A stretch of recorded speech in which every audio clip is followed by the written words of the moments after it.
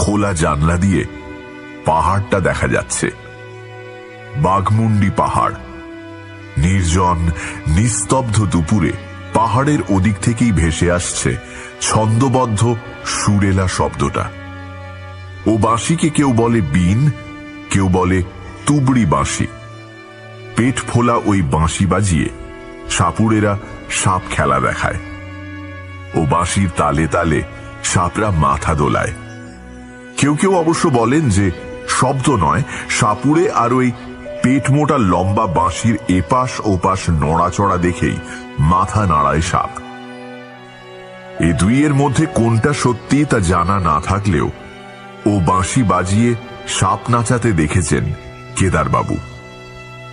ছেলেবেলায় তাদের উত্তর কলকাতার বাড়িতে মাঝে মাঝে বেদে সাপুড়েরা সাপ খেলা দেখাতে আসত।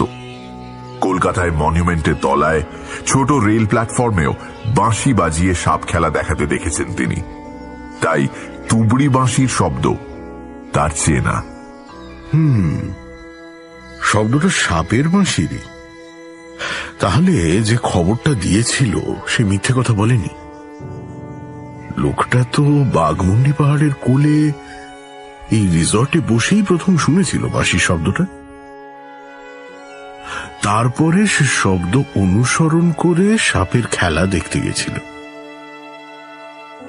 হয়তো তাহলে আমার শখটা পূর্ণ হবে। কলকাতা থেকে এত দূর ছুটে আসাটা বৃথা হবে না, মনে মনে ভাবলেন কেদারবাবু। অনেক মানুষের নানা জিনিস জমানো বা সংগ্রহ করার শখ বা নেশা থাকে। এ নেশা বড় মারাত্মক। একবার এর পাল্লায় পড়লে এ নেশা বেড়েই চলে। রাজা বাদশাহ থেকে সাধারণ মানুষ একবার এই শখের কবলে পড়লে এ নেশা তাকে সব সময় তাড়িয়ে নিয়ে বেড়ায় আরো নতুন কিছু জিনিস সংগ্রহের সন্ধানে। নানা জায়গাতে অভীষ্ট জিনিসের খোঁজে দৌড়ঝাঁপ, টাকা পয়সা খরচ, এমনকি কোনো কোনো সময় জিনিস সংগ্রহ করতে গিয়ে বিপদের ঝুঁকির চেয়ে সংগ্রাহকের কাছে অনেক বেশি গুরুত্ব পায় তার শখটা। নিজেদের সাধ্য আর ক্ষমতা মতো কোনো সংগ্রাহক সংগ্রহ করেন দেশলাই বাক্স, ডাক টিকিট বা মুদ্রা, কেউ বা জমান গণেশ মূর্তি, বুদ্ধ মূর্তি, মুখোশ বা ছবি। যুগ যুগ ধরে মানুষের এ নেশা চলে আসছে। আকবর বাদশার শখ ছিল গঞ্জিফা তাস সংগ্রহর। সম্রাট নেপোলিয়নের বাতিক ছিল নস্যির কৌটো জমানোর। আকবর বাদশাহ না হলেও কেদারবাবু ঠাকুরদা জমাতেন পকেট ওয়াচ বা ট্যাঙ্ক ঘড়ি। বাবা জমাতেন দেশ বিদেশের ফাউন্টেন পেন। বংশানুক্রমে হয়তো তাই নির্দিষ্ট একটা জিনিস সংগ্রহের নেশা দীর্ঘদিন ধরে কেদার মল্লিককে পেয়ে বসেছে। তবে সে জিনিস মূর্তি, মুখোশ, ট্যাঙ্ক ঘড়ি বা কলম নয়, তা অন্য কিছু। যে কারণে তিনি বৈশাখ মাসে প্রবল গরমের মধ্যেও কলকাতা ছেড়ে পুরুলিয়ার এই বাঘমুন্ডি পাহাড়ে এসে উপস্থিত হয়েছেন। তবে তার এই নেশার কথা কেদারবাবুর অ্যাসিস্ট্যান্ট ভানুলাল আর ঘনিষ্ঠ 2-4 লোক ছাড়া বিশেষ কেউ জানে না। কেদারবাবু তার সংগ্রহ নিয়ে কোনো প্রদর্শনীও করেন না। সংগ্রাহকের কাছে অনেক সময় এমন অনেক জিনিস থাকে যা ব্যক্তিগত সংগ্রহে রাখা অনুমোদন করে না সরকারি আইন।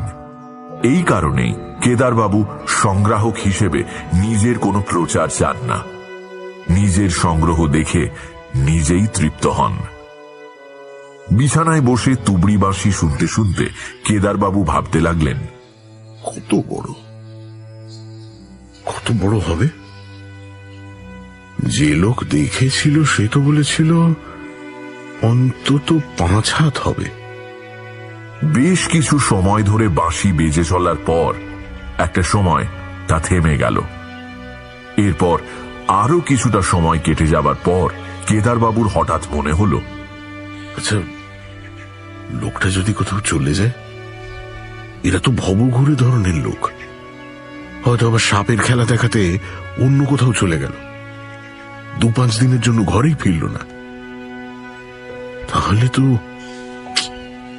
আসাটাই বৃথা হয়ে যাবে। এই ব্যাপারটা মাথায় আসতেই জানলার বাইরে ভালো করে তাকালেন তিনি। রোদের তেজ একটু কমেছে, 4টে প্রায় বাজতে চলেছে। পাহাড়ে ছায়াটাও যেন একটু দীর্ঘ হয়েছে। পাশের খাটে শুয়েছিল ভানুলাল।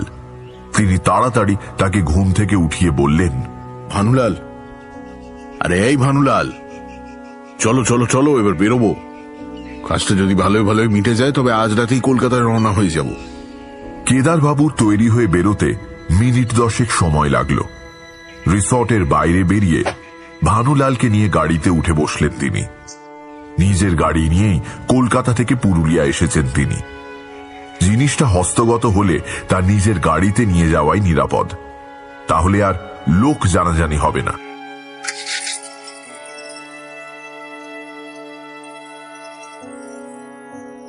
ভানুলাল গাড়ি স্টার্ট করে সোজা এগোলো পাহাড়ের দিকে গ্রামের রাস্তায়। কিছুটা এগোবার পরই রাস্তার ধারে খালি গায়ে ছাগল চড়াচ্ছিল একটা বাচ্চা ছেলে। গাড়ি থেকে গলা বার করে কেদারবাবু ছেলেটাকে বললেন, এই ছোড়া, আরে এই যে লোকটা এখানে সাপ খেলা দেখায় তার ঘরটা কোথায় রে? একটু আগেই তো সাপের বাঁশি বাজাচ্ছিল। ছেলেটা তার কথা শুনে দূরে একটা বট গাছ দেখিয়ে বলল, ওই গাছের নিচে ওর ঘর বটে। গাড়ি এগোলো। মিনিট খানেকের মধ্যে জায়গাটাতে পৌঁছে গেল গাড়িটা। গাছটার নিচে সত্যি একটা ঘর দাঁড়িয়ে আছে। মাটির দেওয়াল আর পাতার ছাদওয়ালা একটা ঘর। সামনে একটা ছোট উঠোনের মতো নিকোনো জায়গা। সেখানে একটা কাঠের পায়াওয়ালা জীর্ণ দড়ির খাটিয়া পাতা আছে। গাড়ির শব্দ পেয়ে সম্ভবত ঘর থেকে বাইরে বেরিয়ে এলো একজন লোক। তার মুখে কাঁচা পাকা দাড়ি, আধুরে গা, পরনে মালকোঁচা দেওয়া আধময়লা ধুতি। গায়ের রং এখানকার লোকদের মতোই কালো। তার ডান হাতে বেশ কয়েকটা তাবিজ কবজ বাঁধা, গলাতেও একটা তাবিজ ঝুলছে। কেদারবাবু আর ভানুলাল গাড়ি থেকে নামতেই লোকটা তাদের দেখে নিয়ে একগাল হেসে স্পষ্ট বাংলা উচ্চারণে বলল, বাবুরা কি খেলা দেখতে এসেছেন? প্রথমেই আসল কথা বলা ঠিক নয়, তাই কেদারবাবু বললেন, হ্যাঁ, খেলা দেখব। তারপর প্রশ্ন করলেন, তোমার নাম কি হে? আগে আমার নাম সনাতন বাগদি। এখানে লোকে আমাকে ডাকে এই সোনা সাপুড়ে বলে। এরপর লোকটা বলল, আপনার কি কলকাতা থেকে এসেছেন? আমি কলকাতা যাই খেলা দেখাতি। তার কথার জবাবে কেদারবাবু কিছু বলার আগেই ভানুলাল ফস করে বলে বসল, খাস কলকাতা ঝাঁপুকুড়ে বাড়ি। বাবু বিরাট মানুষ, বিরাট ব্যবসা আছে। ওনার পয়সাতে সিনেমা বানানো হয়, নাম কেদার মল্লিক। নাম শুনেছ? ভানুলাল হয়তো লোকটাকে প্রভাবিত করার জন্য আরো কিছু বলতে যাচ্ছিল, কথাটা সে মিথ্যেও বলেনি। ইদানিং কেদারবাবু তার লোহা লক্করের ব্যবসার পাশাপাশি দুটো বাংলা সিনেমাতে অর্থলগ্নিও করেছেন, কিন্তু তিনি ইশারায় থামিয়ে দিলেন ভানুলালকে। লোকটা তার সম্বন্ধে বেশি জানলে ভবিষ্যতে হয়তো অসুবিধে হতে পারে। ভানুলালকে থামিয়ে দিয়ে তিনি সোনা সাপুড়েকে বললেন, খেলা দেখাবে তো? আজে বাজে সাপ নয় কিন্তু, তোমার সবচেয়ে বড় সাপগুলো আনো, খেলা দেখব। সোনা সাপুড়ে সম্ভ্রমের দৃষ্টিতে কেদারবাবুর দিকে তাকিয়ে বলল, কলকাতায় কত বড় বড় লোক থাকেন। আমরা গরিব মুখশুকু মানুষ, আমরা কি আর সবাইকে চিনি? হ্যাঁ বাবু, আমি খেলা দেখাবো। আপনারা একটু ওই খাটিয়াতে বসেন, আমি এক্ষুনি নিয়ে আসছি ওদের। বসেন বসেন বাবু, বসেন। এই বলে সে তার অন্ধকার ঘরের মধ্যে ঢুকে গেল। খাটিয়াতে বসলেন কেদারবাবু। ভানুলাল তার কাছেই দাঁড়ালো। মিনিট খানেকের মধ্যেই ঘর থেকে বেরিয়ে এলো লোকটা। তার এক হাতে একটা হলদেটে পেট ফোলা তুবড়ি বাঁশি, আর অন্য হাতে ধরা দুটো বেশ বড় চ্যাপ্টা ধরনের গোলাকার বেতের ঝাঁপি, যে ঝাঁপিতে সাপ নিয়ে সাপুড়েরা ঘোরে। কেদারবাবুর থেকে হাত 10 দূরে মাটিতে ঝাঁপি দুটো নামিয়ে রেখে তার সামনে হাঁটু মুড়ে বসল লোকটা। কয়েক মুহূর্ত সামনে রাখা ঝাঁপি দুটোর দিকে তাকিয়ে থাকার পর সোনা সাপুড়ে প্রথমে ধীরে ধীরে একটা ঝাঁপির ঢাকনা খুলল, তারপর আর একটার। দুটো ঝাঁপির ভেতরেই কুণ্ডলি পাকিয়ে শুয়ে আছে কালচে খয়েরি রঙের বেশ বড় মোটা দুটো সাপ। তাদের দিকে তাকিয়ে লোকটা বলল, এদের একজনের নাম বাসুকি আর অন্যজনের নাম শেষনাগ। বাসুকি যাকে ওই মহাদেবের গলায় দেখা যায়, আর শেষনাগের ওপর শুয়ে থাকেন বিষ্ণু। এ ব্যাপারটা তো আপনারা জানেনই। এত বড় সাপ আর কোন বেদে বা সাপুরের কাছে দেখতে পাবেন না, আর সেইটা আমি হলফ করে বলতে পারি। সাপ দুটো হলো রাজগোখর। এই বলে লোকটা তার ডান হাতটা মুঠো করে ঝাঁপি দুটোতে একটু ধাক্কা দিল। প্রথমবার কিছু হলো না, কিন্তু দ্বিতীয়বার সে ঝাঁপি দুটোতে আঘাত করতেই সাপ দুটো ঝাঁপি থেকে ফনা মেলে কয়েক ফুট মাথা তুলে একসঙ্গে তীব্র গর্জন করে উঠল।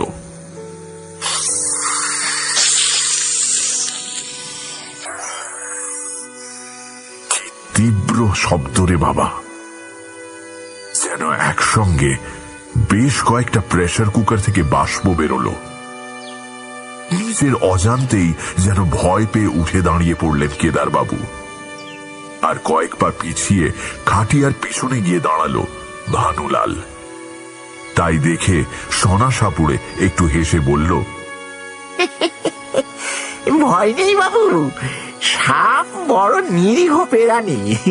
খিদে না পেলে আর ভয় না পেলে ওরা মানুষের মতো নিজে থেকে কারো ক্ষতি করতে যায় না, বরং ইঁদুর পোকামাকড় খেয়ে মানুষের উপকারই করে। অথচ মানুষই ওদের দেখলে শুধু শুধু মারতে যায়। বহুদিন আমি সাপ নিয়ে ঘর করছি, এ সাপেদের আমি জানি। তার কথা শুনে সম্বিত ফিরে পেয়ে কেদারবাবু আবার খাটিয়ায় বসে পড়ে বললেন, না, ভয় নয়, ওদের ভালোভাবে দেখার জন্যই তো উঠে দাঁড়িয়েছিলাম। নাও নাও নাও, এবার খেলা শুরু করো, দেখি তোমার সাপ কত বড়। লোকটা বলল, বসে বসেই আপনি দেখতে পাবেন ওরা কত বড়। এই বলে সে পাশে রাখা তুবড়ি বাঁশিটা তুলে নিয়ে দু হাতে সেটা মুখে ধরে ধীরে ধীরে বাজাতে শুরু করল। আর তার সঙ্গে সঙ্গে সাপ দুটো কুণ্ডলি ছেড়ে ঝাঁপির ভেতর থেকে ধীরে ধীরে ফনা তুলে মাথা ওঠাতে লাগলো। গাল ফুলিয়ে দুহাত দিয়ে ধরে থাকা বাঁশি আর মাথা দুপাশে নাড়িয়ে সোনা সাপুড়ে বাঁশি বাজাবার সঙ্গে সঙ্গে সাপ দুটো দুপাশে অনেকটা নাচের তালে মাথা দোলাতে লাগলো। বেশ কিছুক্ষণ এভাবে চলার পর সাপ দুটো যখন প্রায় সোনা সাপুড়ের মাথার সমান্তরাল উচ্চতায় উঠে এসেছে, তখন সোনা সাপুড়ে বাঁশি বাজাতে বাজাতে উঠে দাঁড়াতে শুরু করলো।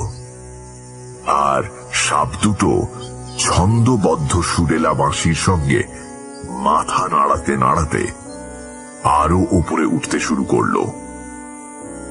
সম্মোহিতের মতো সে দৃশ্যের দিকে তাকিয়ে রইলেন কেদারবাবু আর ভানুলাল। একসময় সোজা হয়ে উঠে দাঁড়ালো সাপুড়ে। বিস্মিত কেদারবাবু ততক্ষণে উঠে দাঁড়িয়েছেন। সাপ দুটো এত বড় হতে পারে?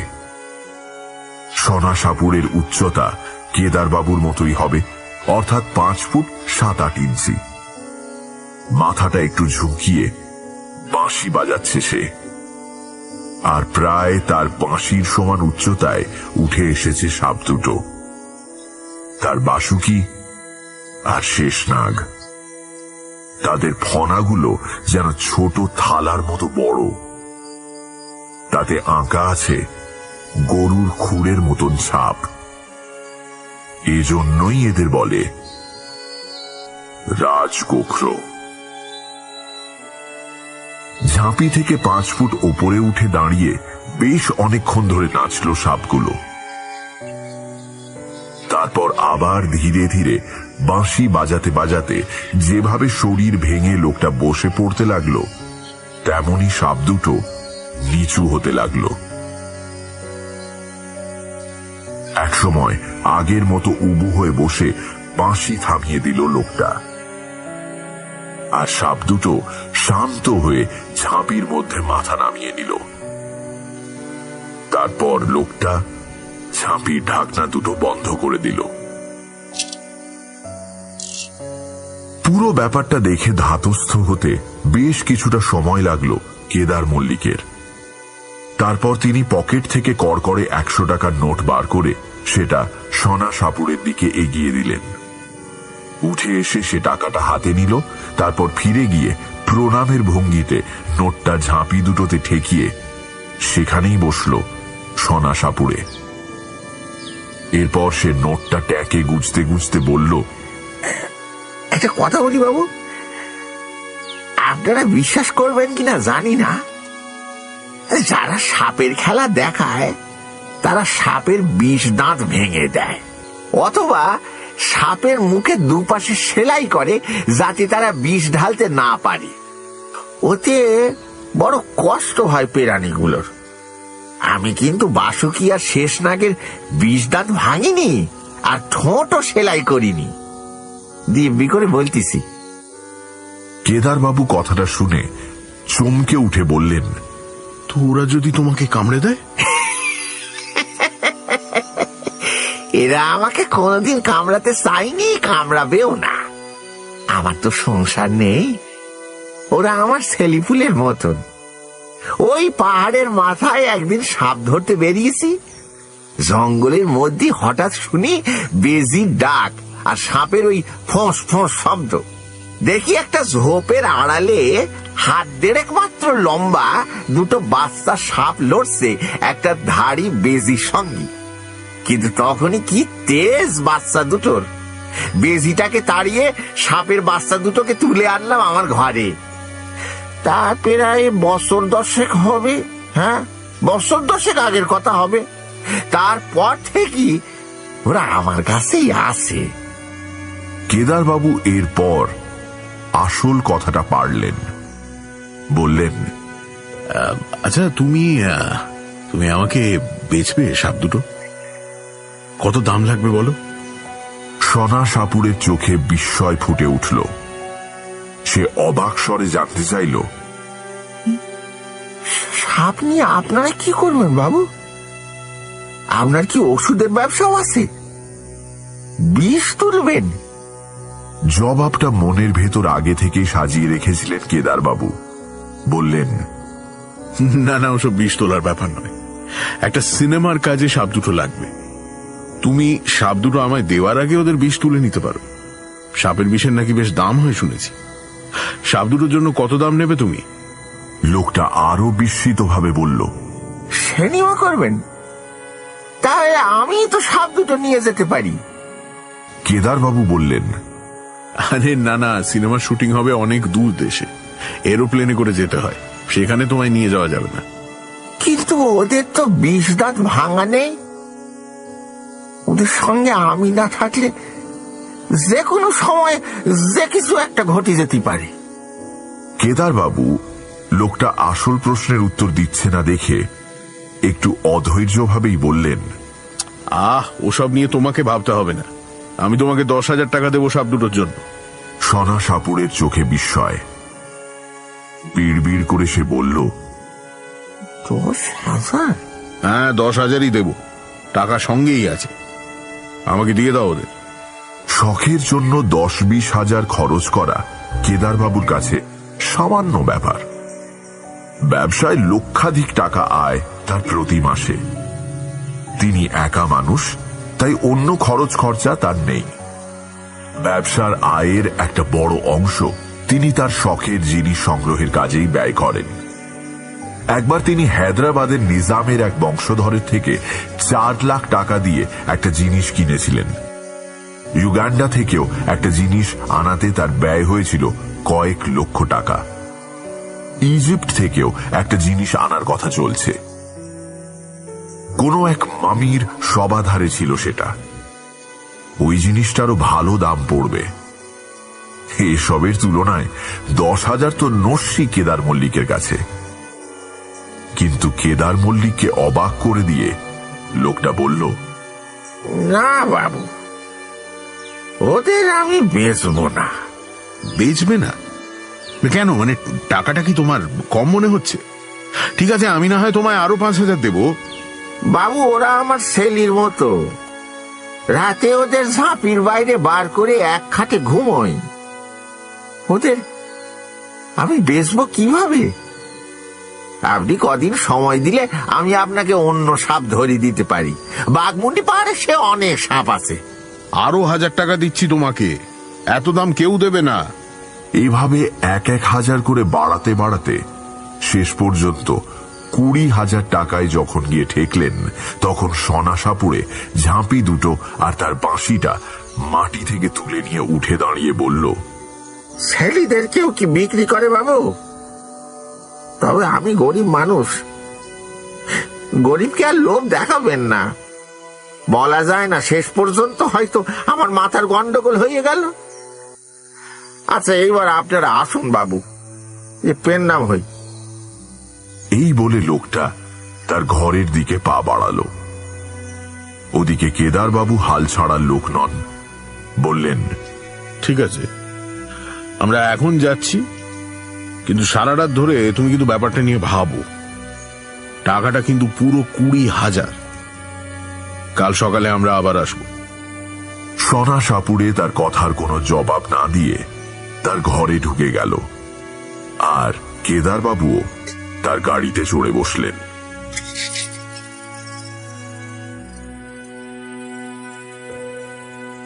ঘরে ফিরে পায়চারি করতে লাগলেন কেদার বাবু। তার মনে খালি একই চিন্তা ঘুরপাক খেতে লাগলো। কাল সকালেও যদি লোকটা তাকে ফিরিয়ে দেয়, তখন কি হবে? চোখ বন্ধ করলেই তিনি দেখতে পাচ্ছেন সাপ দুটোকে। মাসির তালে 5 ফুট উঠে দাঁড়িয়েছে সাপ দুটো। প্রায় থালার মতো বড় তাদের ফনা, তাতে গরুর খুঁড়ে ছাপের মতো দাগ। তপসিয়ার করিম বলেছে ঠিক ওরকম সাপই তার চাই। তাই যেভাবেই হোক সাপ দুটো পেতে হবেই তাকে। অন্য কি কোনো উপায় আছে সাপ দুটোকে হস্তগত করার? ভাবতে লাগলেন কেদার বাবু। রোদ পড়ে এসেছে। রিসর্ট সংলগ্ন বাগানের ঘর থেকে বেরিয়ে এসেছে টুরিস্টরা। জানলা দিয়ে তাদের দেখা যাচ্ছে, কানে আসছে তাদের কথাবার্তা।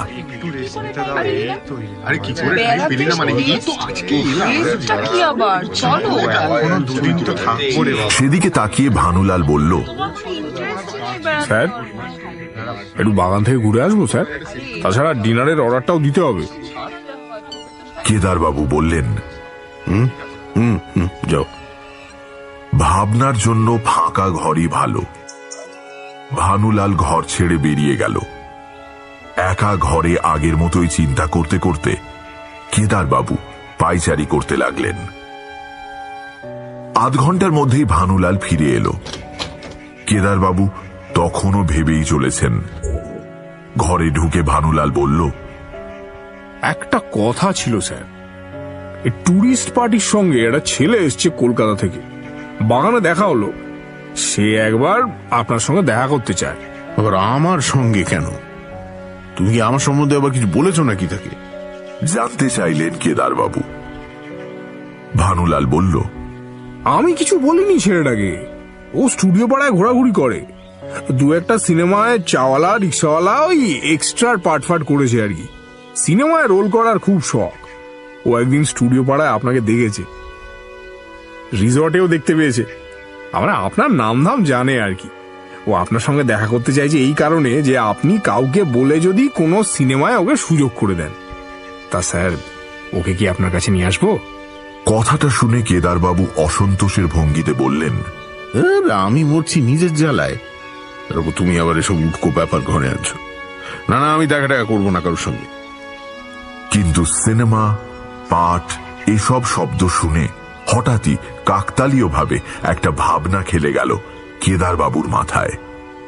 তিনি বললেন, এক মিনিট, ভানু, তুমি একটা কাজ করো তো, তুমি ছোকরাটাকে এখানে ডেকেই আনো বরং। কেমন পাঠ করতে পারে সেটা জানা দরকার তো। কেদারবাবুর কথা শুনে বাইরে বেরিয়ে মিনিট খানেকের মধ্যেই 25-26 বছরের একটা ছেলেকে নিয়ে ঘরে ফিরে এলো ভানুলাল। বেশ সুন্দর চেহারা তার।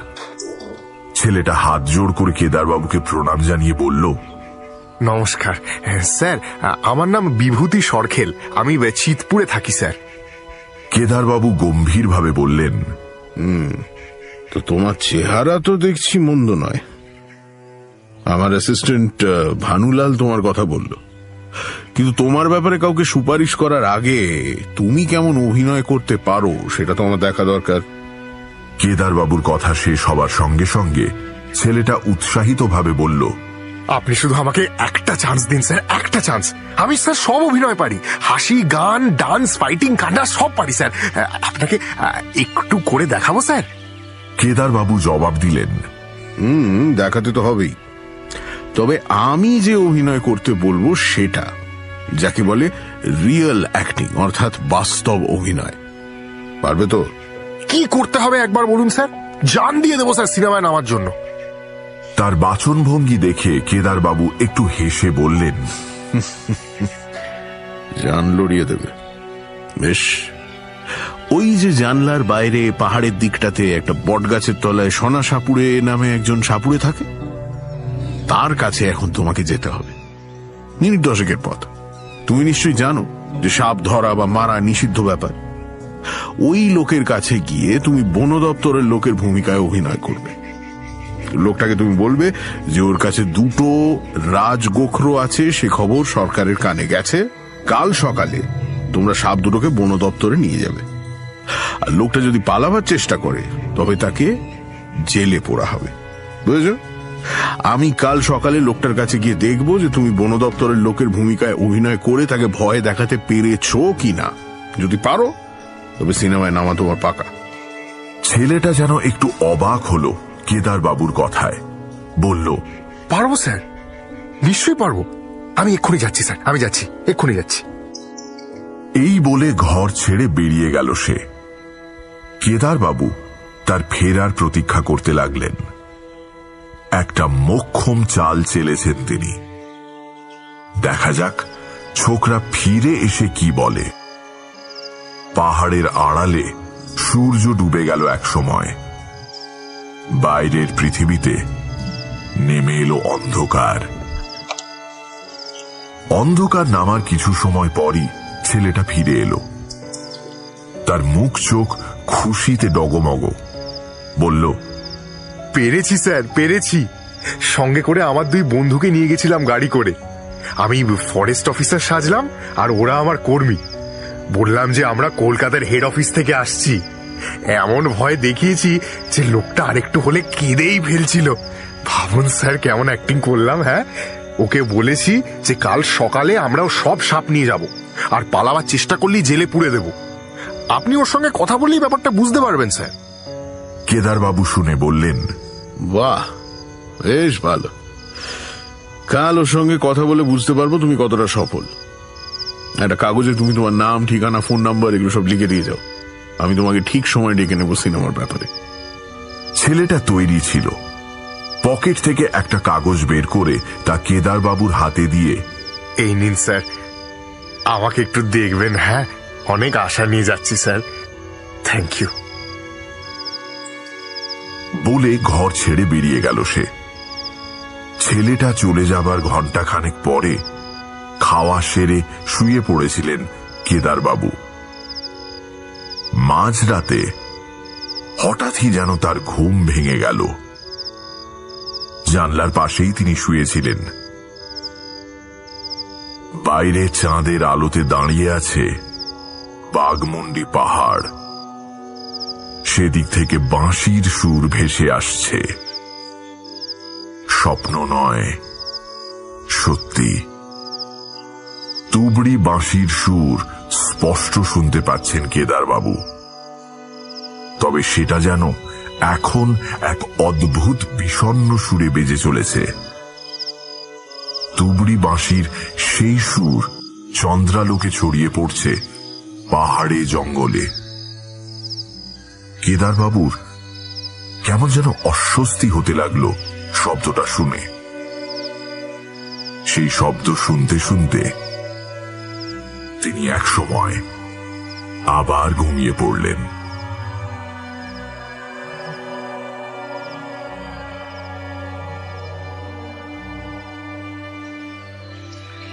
পরদিন ভোরের আলো ফোটার পর কেদারবাবু ভানুলালকে সঙ্গে করে রিসর্ট থেকে গাড়ি নিয়ে বেরিয়ে পৌঁছে গেলেন সোনা সাপুরের বাড়িতে। সবে সকাল হয়েছে। চারপাশে খুব সুন্দর পরিবেশ। বটগাছের মাথায় পাখিদের কলকাকলি, গাছের ডালের ফাঁক গলে সূর্যের প্রথম আলো এসে পড়েছে সোনা সাপুরের ভাঙা ঘরের চালে। তারা গাড়ি থেকে নামতেই ঘর থেকে বেরিয়ে এলো লোকটা। তার চোখ লাল, মুখে রাত জাগার স্পষ্ট ছাপ। তাকে দেখে কেদারবাবু একগাল হেসে বললেন, কাল সারা রাত বাঁশি বাজিয়েছ বুঝি? হ্যাঁ বাবু, আমি শুনছিলাম। তো তুমি কি ঠিক করলে বলো? কাল আপনারা চলে যাওয়ার পর বন বিভাগের লোকেই ছিল। আমার সব সাপ ওরা আজ এসে নিয়ে যাবে বলেছে। নিয়ে যাবে, নিয়ে যাক, কিন্তু কিন্তু আমি আমার ছেলেদের ওই বাসুকি আর শেষনাগকে নিজের হাতে কাউকে বেচতে পারবো না বাবু, আমি বেচতে পারবো না। সোনা সাপুরের কথা শুনে কেদারবাবু ছদ্ম বিস্ময় প্রকাশ করে বললেন, তাই নাকি? এই লোকগুলোর কি কোনো কাজ নেই? কোথায় কে দু চারটে সাপ পুষছে তার জন্য চলে আসে? হারি বজ্জাত লোকগুলো। লোকগুলো কলকাতার বড় অফিস থেকে এইছে। অনেক মিনতি করলাম ওদের কাছে বাবু, কিন্তু ওরা বলছে সাপ তারা নিয়ে যাবেই, সাপ তারা নিয়ে যাবে বাবু। কেদারবাবু প্রথমে বললেন, ও বাবা, কলকাতার বড় অফিস থেকে এসছে, তাহলে তো গতি ভালো নয়। তারপর বললেন, আচ্ছা, আমার মাথায় একটা বুদ্ধি এসেছে। তাতে তোমার সাপও বাঁচবে আর আমাদের সিনেমার কাজও হবে। সেইটা কি বাবু? কেদারবাবু বললেন, বিক্রি নয়, সাপ দুটো তুমি সপ্তাহ 2 জন্য আমাকে ভাড়া দাও। 5,000 টাকা দেব। আমি সাপ দুটোকে কলকাতায় নিয়ে যাব। বন দপ্তরের লোক তোমার ঘরে এসে বাসুকি আর শেষনাগকে পাবে না। তারা এলে বলবে গোখরো নেই তোমার কাছে। তারা অন্য সাপ নিয়ে সন্তুষ্ট হয়ে চলে যাবে। তোমার আমার দুজনের দুদিকের ঝামেলায় মিটে যাবার পর তুমি আমার বাড়ি থেকে সাপ দুটোকে আবার নিয়ে আসবে। এই কথা শোনার পর মৃদু উজ্জ্বল হয়ে উঠল সোনা সাপুরের চোখ দুটো। আপনার কাছে থাকলে ওদের কোনো ক্ষতি হবে না তো বাবু? আপনি ওদের ফিরিয়ে দেবেন তো? কেদারবাবু তাকে আশ্বস্ত করে বললেন, কোনো ক্ষতি হবে না। আর সিনেমা হয়ে যাবার পর ওদের নিয়ে আমি কি করব? ওদের তো কোথাও কোনো জঙ্গলে নিয়ে গিয়ে এমনিতেই ছেড়ে দেওয়া হতো। ভাড়ার ব্যাপারটা আগে আমার মাথায় আসেনি। এই কথা শুনেও চুপ করে রইল সোনা সাপুরে। কেদারবাবু এরপর পিছনের রাস্তার দিকে তাকিয়ে বললেন, শোনো, যা করার তাড়াতাড়ি করে ফেলো, কিন্তু বন দপ্তরের লোক হয়তো এখনই চলে আসবে, তখন কিন্তু আর কিছু করার থাকবে না। আমি বলছি তো, তোমার সাপ তুমি ফেরত পাবে, ওদের কোনো ক্ষতি হবে না। সোনা সাপুরে কয়েক মুহূর্ত তাকিয়ে রইল কেদারবাবুর দিকে। তারপর তার ঘরে ঢুকে একটা কাপড়ের ঝোলা নিয়ে এলো। তার মধ্যে থেকে উঁকি মারছে সেই বড় ঝাঁপি দুটো। ভানুলাল সঙ্গে সঙ্গে গাড়ির পিছনের দরজা খুলে দিল। লোকটা গাড়ির সিটের উপর ঝোলাটা নামিয়ে রাখার সময় ভানুলাল স্পষ্ট দেখল তার চোখ দিয়ে 2 ফোঁটা জল গড়িয়ে পড়ল সেই ঝোলাটির উপর। কেদারবাবু 5,000 টাকা বার করে সোনা সাপুড়ের দিকে এগিয়ে দিয়ে বললেন, এ নাও, ভাড়ার টাকাটা তুমি রাখো। সোনা সাপুড়ে বিষণ্ণ হেসে বলল, না বাবু, ওটাই এখন থাক। ছেলেদের জমা রেখে কি কেউ টাকা নেয়? আপনার কাজ মিটলে তখন আমাকে না হয় টাকাটা দেবেন। বাবু, আপনার ঠিকানাটা আরেকবার বলবেন? এই ঝামাপুকুর তো? কেদারবাবু আর এ ব্যাপারে কথা বলে সময় নষ্ট করলেন না। বলা যায় না, লোকটার মত বদলে যেতে পারে। চটপট ঠিকানা বলে গাড়ি নিয়ে সোজা কলকাতার দিকে রওনা হয়ে গেলেন তিনি। পথে যেতে যেতে ভানুলাল শুধু একবার জানতে চাইল, স্যার, লোকটা সাপ নিতে যখন আসবে তখন কি করবেন স্যার? কেদারবাবু বললেন, সে তখন দেখা যাবে। কিছু একটা বলে দেবো আর কয়েকটা টাকা দিয়ে দেবো। সাপ না পেলে তো আর পুলিশে যেতে পারবে না, কারণ সাপ তো ধরে রাখাই বেআইনি।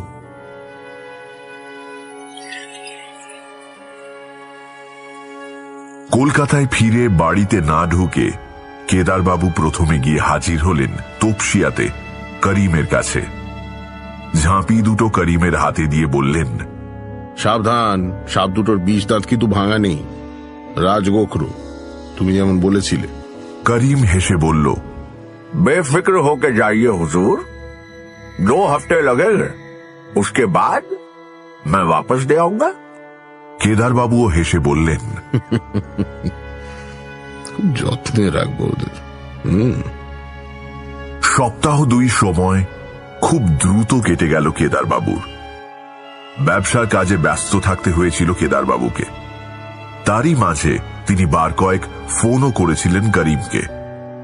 করিম জানিয়েছে বিষ দাঁতের জন্য তার তেমন অসুবিধে হয়নি, তার কাজ চলছে। এদিন রোববার, বাড়িতে একলাই ছিলেন কেদারবাবু। রবিবার ভানুলালের ছুটি থাকে, সে আসে না। বেলা 11টা নাগাদ করিমের ফোন পেলেন তিনি। করিম জানালো তার কাজ শেষ, আজই কোনো এক সময় এসে সে দিয়ে যাবে জিনিসটা। আনন্দে নেচে উঠল কেদারবাবুর মন। তার বহুদিনের স্বাদ এবার মিটতে চলেছে। তার সংগ্রহতে স্থান পেতে চলেছে আরো একটা অদ্ভুত জিনিস। কেদারবাবুর সংগ্রহশালা, অর্থাৎ যে ঘরে তিনি তার শখের জিনিসগুলো সাজিয়ে রাখেন, সে ঘরটা তার ঘরের পাশেই। খবরটা পাওয়ার পর তালা খুলে সে ঘরে ঢুকলেন তিনি। ঘরটা সাধারণত বন্ধই থাকে। জানলা খুলতেই দোতলার এই ঘরটাতে রোদ এসে পড়ল। দেওয়ালের গায়ে সার সার র্যাকের মধ্যে সুন্দরভাবে সাজানো আছে কেদারবাবুর সংগ্রহের জিনিসগুলো। দেশ বিদেশ থেকে বহু অর্থ ব্যয় করে, কখনো সাদা পথে কখনো বা কালো পথে জিনিসগুলো তিনি সংগ্রহ করেছেন। ঘর বন্ধ থাকলেই সব জিনিসেই মৃদু ধুলোর আস্তরণ পড়ে। কেদারবাবুর সংগ্রহের জিনিসগুলো কোনোটা খুব প্রাচীন, আবার কোনোটা সংগ্রহ করা খুব কঠিন বলে দুর্মূল্য। র‍্যাক থেকে এক এক করে জিনিসগুলো নিয়ে কাপড় আর ব্রাশ দিয়ে মুছে পরিষ্কার করে রাখতে লাগলেন কেদারবাবু। ঘণ্টা 2 পর যখন তার কাজ শেষ হতে চলেছে, তখন বাইরে নিচ থেকে কার যেন গলার শব্দ তার কানে এলো। করিম কি তবে জিনিসটা নিয়ে এলো? সে ঘর থেকে বেরিয়ে পাশের ঘর পার করে বারান্দায় এসে নিচে তাকিয়ে কেদারবাবু দেখতে পেলেন সদর দরজা খুলে ভেতরের শান বাঁধানো উঠোনে এসে দাঁড়িয়েছে একজন। তার কাঁধে একটা ঝোলা, মাথায় কাপড়ের পাগড়ি, হাতে একটা তুবড়ি বাঁশি। সোনা সাপুড়ে। তাহলে লোকটা সত্যি চলে এলো। মুহূর্তের মধ্যে তাকে কি বলবেন তা ভেবে নিলেন কেদারবাবু। সিঁড়ি দিয়ে তাকে উপরে উঠে আসতে বলে ঘরে ঢুকে দেরাজ খুলে 10,000 টাকা বার করলেন তিনি। কিছুক্ষণের মধ্যেই কেদারবাবুর ঘরে ঢুকল সোনা সাপুড়ে। কেদারবাবু তাকে ইশারাতে একটা চেয়ার দেখিয়ে দিলেও লোকটা দরজার কাছেই হাঁটু ভেঙে বসে তার বাঁশিটা আর ঝোলাটা মেঝের ওপর নামিয়ে রেখে পাগড়ি খুলে মুখের ঘাম মুছে বলল, অনেক খুঁজে পেতি আপনার বাড়িটা পেলাম বাবু, খুব ভয় লাগছিল শেষমেশ যদি বাড়ি খুঁজে না পাই। কেদারবাবু তার হাতে 100 টাকার বান্ডিলটা দিয়ে বললেন, তুমি এটা নাও, পুরো 10,000 আছে। টাকাটা হাতে নিয়ে সোনা সাপুড়ে বলল, 5-এর বদলে 10,000 টাকা? আপনার কাজ তবে খুব ভালোভাবে মিটেছে নিশ্চয়ই। আমি জানতাম কাজ ভালো হবে। আমার বাসুকি আর শেষনাগ খুব পয়মন্ত বাবু। জানেন, ওই বন বিভাগের লোকগুলো কিন্তু আর আসেনি। আমি হয়তো মিথ্যেই ভয় পাচ্ছিলাম। কই আমার বাসুকি আর শেষনাগ কোথায় বাবু? কতদিন হয়ে গেল ছেলেদের আমি দেখিনি।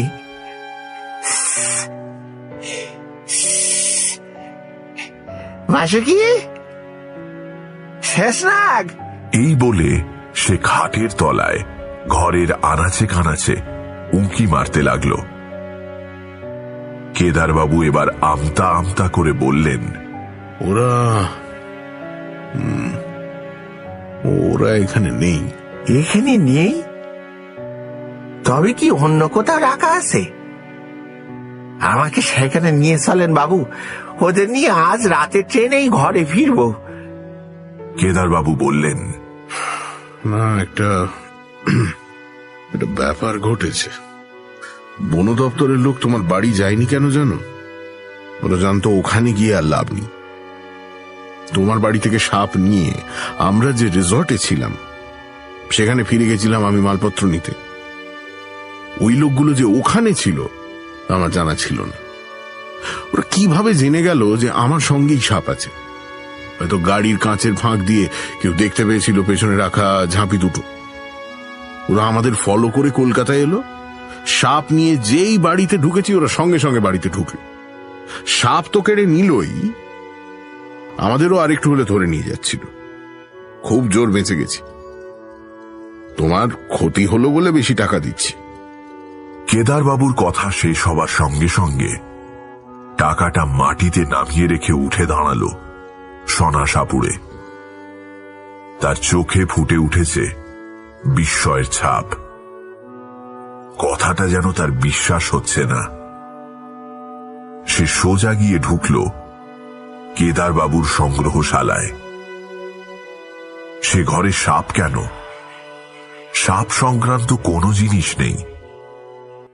কিন্তু সে ঘরে ঢুকে লোকটা কি কোনো ইঙ্গিত পেল? সোনা সাপুড়ে ঘর থেকে বেরিয়ে এসে মাটি থেকে তার ঝোলা আর তুবড়ি বাঁশিটা তুলে নিল। লোকটার চোখ মুখ ততক্ষণে লাল হয়ে উঠেছে। সে শুধু একবার কেদারবাবুর উদ্দেশ্যে বলে উঠল, ওদের কেউ আটকে রাখতে পারবে না বাবু। আমার বাঁশির শব্দ শুনলেই আমার কাছে চলে আসবে ওরা। যেখানেই থাক ওদের আমি ঠিক খুঁজে বার করবো বাবু। বাঁশিটা কোথায়?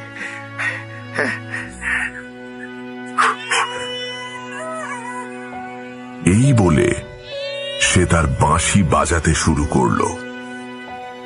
তারপর কেদারবাবুর ঘর ছেড়ে নিচে নেমে বাঁশি বাজাতে বাজাতে পাগলের মতো ছুটতে ছুটতে বাড়ি ছেড়ে রাস্তায় বেরিয়ে গেল। কেদারবাবু শুনতে পেলেন সোনা সাপুড়ের বাঁশি পাগলের মতো বাজতে বাজতে এগলি সেগলি বেয়ে দূর থেকে দূরে মিলিয়ে যাচ্ছে। তারপর আবার নিস্তব্ধ হয়ে গেল পাড়া। কেদারবাবু মনে মনে ভাবলেন, যাক, আপদ গেল। স্নান খাওয়া সেরে ঘুম দিলেন তিনি। সন্ধে নাগাদ আবার বাড়ির নিচ থেকে ডাক শুনলেন কেদারবাবু। बाबू को बुला दीजिए। প্রথমে তিনি মৃদু চমকে উঠলেন এই ভেবে যে সোনা সাপুড়ে বোধহয় ফিরে এলো। उनका पसंदीदा चीज हाजिर है, हाँ? जरा कहिएगा कि करीब आया है। ঘর থেকে বেরিয়ে বারান্দায় এসে কেদারবাবু দেখলেন সোনা সাপুড়ে নয়, করিম এসেছে। তার হাতে একটা বাক্স। ওপরে উঠে এলো করিম। বাক্সটা কেদারবাবুর হাতে গছিয়ে দিয়ে টাকা পয়সা নিয়ে কিছুক্ষণের মধ্যেই চলে গেল সে। शुक्रिया जी, खुदा हाफिज।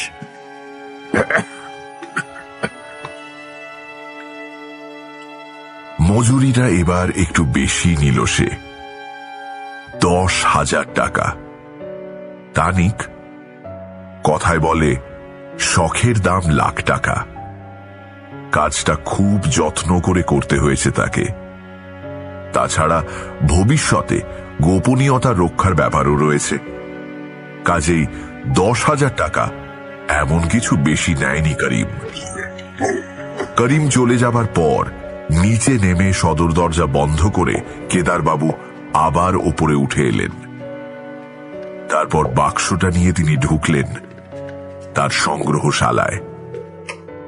বাতি জ্বালিয়ে কাগজের বাক্সটা তিনি রাখলেন একটা টেবিলে। বাক্সটা ধীরে ধীরে খুলে ফেললেন তিনি। তার ভেতর থেকে বেরিয়ে এলো অনেকটা নাগড়ার মতো দেখতে একজোড়া সুর তোলা কালো রঙের জুতো। তার গাটা বেশ পিচ্ছিল, নরম, মোলায়েম। দু এক জায়গাতে মৃদু আঁশের মতো হালকা দাগও আছে। সাপের চামড়ার জুতো। জুতোর সুরগুলো অনেকটা সাপের ফনার মতোই। বেশ বানিয়েছে করিম। এ জুতোর ছবি এর আগে একটা বিদেশি বইতে দেখেছিলেন কেদারবাবু, তবে হাতে নিয়ে দেখা তার এই প্রথম। করিম বলেছিল গোখরোর চামড়াই তার চাই, অন্য সাপের চামড়াতে জুতো ভালো হবে না। জুতো জোড়া ঘুরিয়ে ফিরিয়ে দেখে সেটা পায়ে দেবার আগে ঘরের চারপাশের র্যাকগুলোর দিকে তাকালেন কেদারবাবু।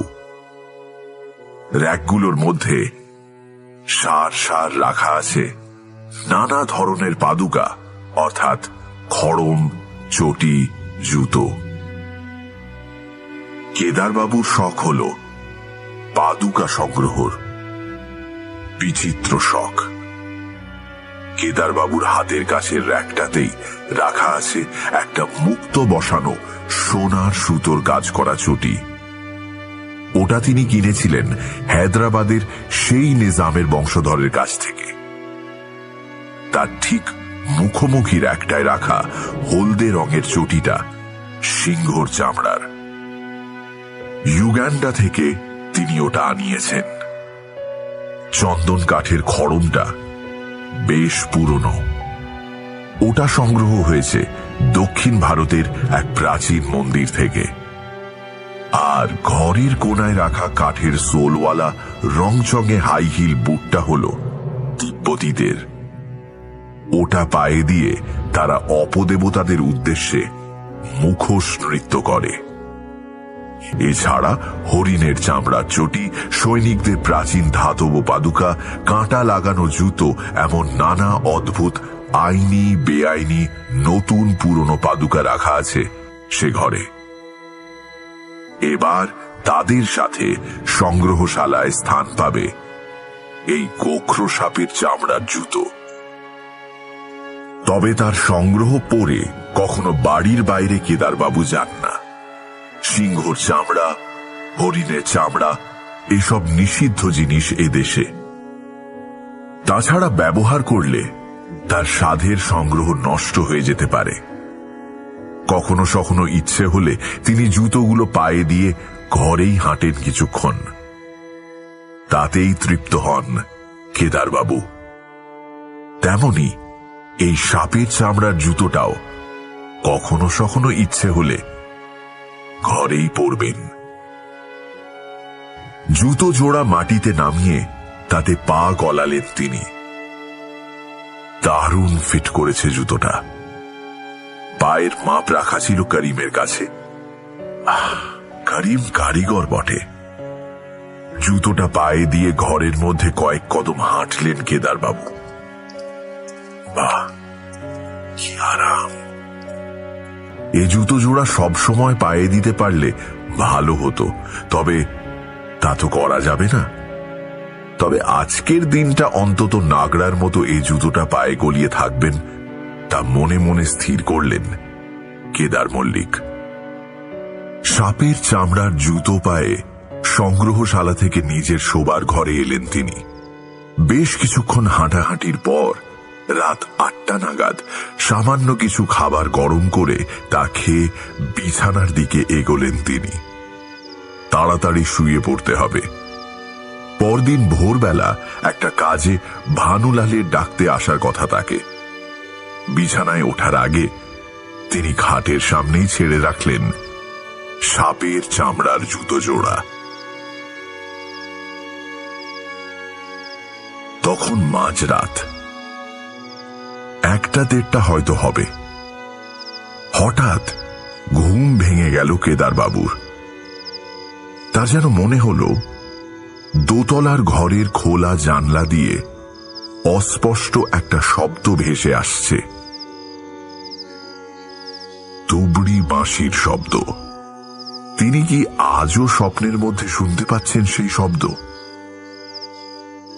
কিছুক্ষণের মধ্যেই তিনি বুঝতে পারলেন, না, স্বপ্ন নয়।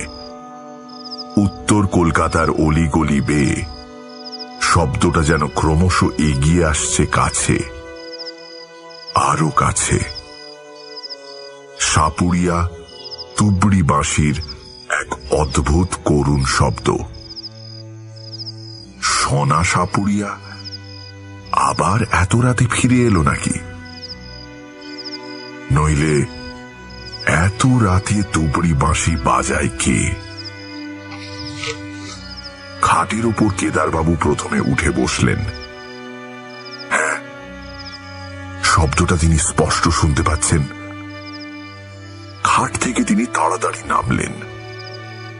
পায়ের সামনেই রাখা ছিল সাপের চামড়ার নতুন জুতো জোড়া। সে দুটোতে পা গলিয়ে তিনি জানলার সামনে এসে দাঁড়িয়ে গড়াত ধরে বাইরে তাকালেন।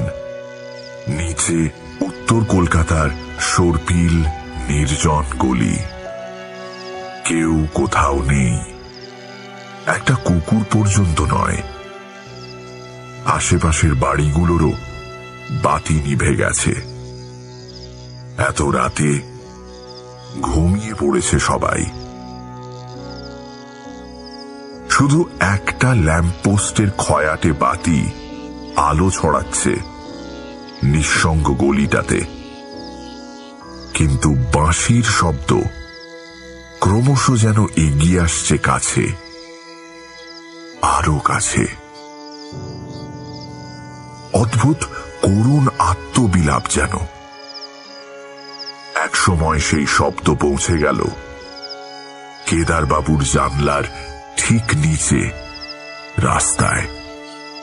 কাউকে দেখতে পাচ্ছেন না তিনি, কিন্তু শব্দটা যেন ঠিক তার জানলার নিচ থেকেই আসছে। কেদারবাবু আরো আশ্চর্য হলেন এই ভেবে যে মাঝরাতে এমন শব্দ শুনে আশেপাশের লোকেদের তো উঠে পড়ার কথা, কিন্তু কই, কেউ উঠে দরজা জানলা খুলছে না তো। অথচ তুবড়ি বাঁশির শব্দটা এবার বেশ জোরেই হচ্ছে। কেদারবাবু ঠিক বুঝে উঠতে পারছেন না ব্যাপারটা। ঘরের আলো জ্বালালেন তিনি। তার কিছুটা গিয়ে পড়ল নিচের রাস্তায়। জানলার গড়াত ধরে দাঁড়িয়ে কেদারবাবু যথাসম্ভব উঁকি ঝুঁকি দিয়ে দেখার চেষ্টা করতে লাগলেন কাউকে কোথাও দেখা যায় কিনা। বেশ কিছুক্ষণ করুণ সুরে বাজবার পর হঠাৎই যেন বদলে গেল সেই বাঁশির শব্দ। সে শব্দ বদলে গেল দ্রুত লয়ে, ঠিক যেমন সাপ খেলা দেখাবার সময় সাপুরেরা বাঁশি বাজায় ঠিক তেমনই। আর ঠিক তখনই কেদারবাবু অদ্ভুত এক শীতল স্পর্শ অনুভব করলেন তার পায়ে। জানলা থেকে সরে এসে ঘরের মাঝখানে উজ্জ্বল আলোতে দাঁড়িয়ে নিজের পায়ের দিকে তাকালেন তিনি। আরে এ কি কাণ্ড! জুতোর সুর দুটো যেন নড়ছে, ক্রমশই তারা যেন সাপের ফনার আকার ধারণ করছে, নড়ে চড়ে উঠছে তার জুতো জোড়া। বিস্মিত কেদারবাবু তার পা থেকে জুতো জোড়া খোলার চেষ্টা করলেন, কিন্তু পারলেন না। কয়েক মুহূর্তের মধ্যেই তিনি দেখলেন জুতো কোথায় তার পায়ের পাতা দুটো জড়িয়ে ধরে আছে দুটো রাজ গোখরো। বাঁশির শব্দে ক্রমশ মাথা তুলছে তারা।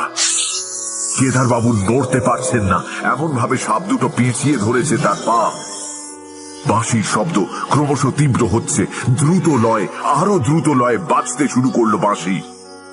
আর তার সঙ্গে সঙ্গে লেজে পা জড়িয়ে ক্রমশ সোজা হয়ে দাঁড়িয়ে কেদারবাবুর বুকের দিকে উঠে দাঁড়াতে শুরু করলো সাপ দুটো।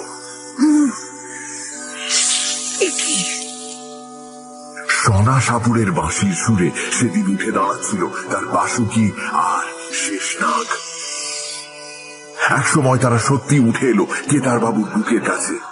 ছবল মারার জন্য তারা ফনা দুটোকে একটু পেছন দিকে হেলিয়ে তীব্র শব্দ করে উঠল। আতঙ্কে চিৎকার করার চেষ্টা করলেন কেদারবাবু, কিন্তু আতঙ্কে তার গলা দিয়ে কোনো শব্দ বেরোলো না, অথবা সে শব্দ চাপা পড়ে গেল দুবড়ি বাঁশির শব্দে।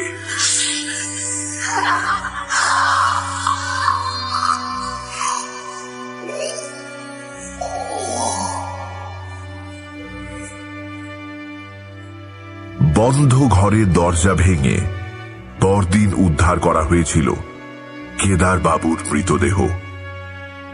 তার চোখ যেন ঠিকরে বেরিয়ে আসতে চাইছিল আতঙ্কে।